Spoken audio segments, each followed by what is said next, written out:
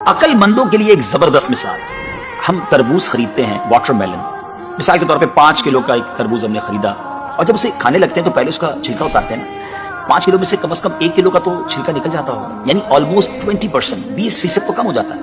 مگر کیا کبھی ہمیں افسوس ہوتا ہے اس کا؟ کیا ہم سوچتے ہیں کہ ہم نے تو تربوز چھلکے کے ساتھ خریدا ہے، چلو آج چھلکے کے ساتھ ہی کھا لیتے ہیں؟ ایسا نہیں کرتے نا۔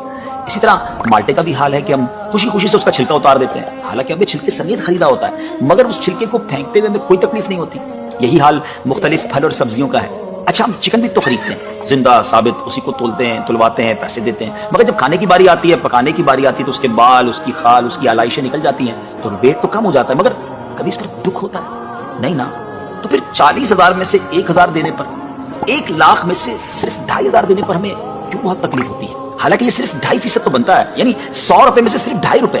یہ تربوز، کیلے، آم اور مالٹے کے چھلکے اور گٹلی سے تو بہت کم ہے نا، اسی تو زکوٰۃ فرمایا گیا۔ ہاں، ایک اور بات، سال میں ایک ہی بار دینا ہوتا ہے، مالٹے کا، تربوز کا تو ہر بار چھلکا اتارنا ہوتا ہے نا۔ یہ 100 روپے میں سے 2.5 روپے یا 1,00,000 میں سے 2,500 روپے سال میں ایک ہی بار۔